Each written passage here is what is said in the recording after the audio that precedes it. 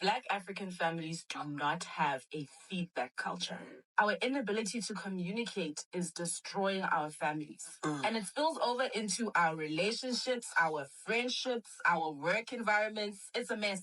And I'm speaking about Black African families in particular, but I don't know if it's the same for Black families in America, in Europe, in Jamaica. You guys can let me know in the comments. It's either we don't communicate our feelings at all, or we become violent and aggressive. Like, there's no middle.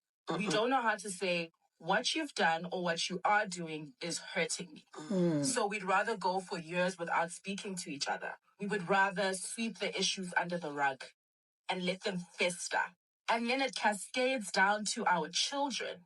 And you find in some families, there are cousins who don't talk to each other, who don't visit each other anymore because a grandmother or grandfather or aunt or uncle had a fight with so-and-so back in the day, and now there's accusations of witchcraft. But at the core of it, guys, it's hurt. And we're not able to communicate that hurt. So we just become angry. We're angry all the time. We let years go by and it just gets worse. Oh, my sister. And worse. I see this in my own family. And it worries me because I see tiny little divides happening and little groups forming. And I don't even know how to communicate to them that, yo, guys, this thing is becoming a bit of a mess, hey? Because in my own family, we were never taught to communicate with each other about what is actually hurting us. Unfortunately, it's easier to harbor resentment than to have an open communication style. That's why it's so easy for somebody to walk into Ndumba and believe when a fake nyanga tells them that their aunt, uncle, or cousin is bewitching them. And these fake nyangas and sangomas continue to profit off of a broken communication style. The foundation of these businesses are based on the fact that you guys don't talk. Do you understand that? If we started talking, those businesses would collapse. Do better. There's a lot to unpack. Africa. To be honest, sometimes there are some things that I see around me in my family, extended family, and stuff like that. I ask myself, is this how people are in other places? Right?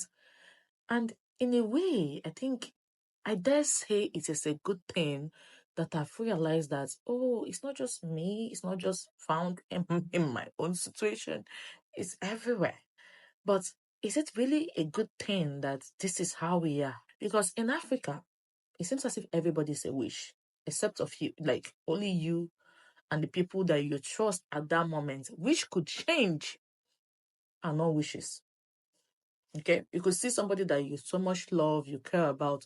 Once they do one thing to you, you just conclude that, oh, they are evil, they are envious, they are jealous, they are just there to tear you down. And like she rightfully said, there's no communication.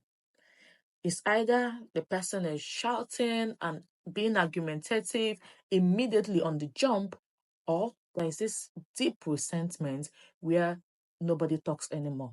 And this thing is found in this situation where, oh, you must respect your elders, you cannot talk against them. And sometimes you look at your elders, right? They tell you, oh, this person is not a good person, but they are still in communication with those people. But at the same time, they are telling you not to have a communication with them. And they are also telling you, do not show them that, okay, we don't like them. So you are kept in this awkward situation where you don't know whether we are friends, we are good, I'm supposed to talk to you or something. Issues are never ever resolved. Go to most African homes, most Nigerian homes, issues are never resolved. There's someone somewhere bearing grudges with the other person.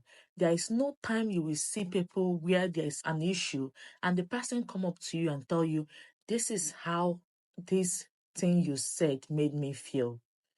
And have open and honest conversation about that, where everybody air their feelings without the aim or without the aim of finding a winner. I think that is always the problem with arguments in Africa. Somebody wants to win. Somebody wants their opinion to be outstanding above everybody else's own. I don't believe listening to that person's opinion. You're just waiting for your own time. Okay, talk, let me talk. Are you done talking? Okay, it's my turn to speak.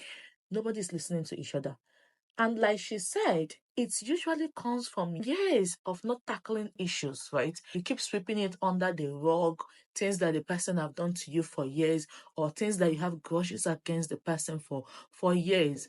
And all of a sudden, boom, you bring it all out at the same day, expecting to have solution immediately. And it's not as if you bring it all up immediately in a good tone or something. It's all argumentative. It's all based on, if you're not going to talk again, let everything scatter. I don't care. I don't really care about you. And the next thing, the person is a wish. We have a long way to go. We need to go and learn how to communicate. You need to understand, we all need to understand that arguments, fights are part of life. Disagreements are part of life. Personally, I had to learn that the hard way, because anything that happens to me, the next response I have is to disappear. And me disappearing means I'm not going to talk to you anymore. I'm not interested in that conversation. But I've had to learn that arguments, having issues with somebody, fighting, whatever you call it, is a part of life. And it doesn't mean that that person is bad or anything. Just have that conversation with that person as soon as you can and let bygone be bygone without holding any animosity against that person. Like she said, there are lots of cousins in Africa that they don't talk to themselves. They don't even care whether they exist. They are just there. Why they are not talking to each other, you don't know. Why you don't just know these things. Honestly, like I said, there's a lot to unpack, and I don't think one video is going to do it justice. The problem is that this has eaten deeply into us, that I don't know if we can actually separate ourselves from it anymore.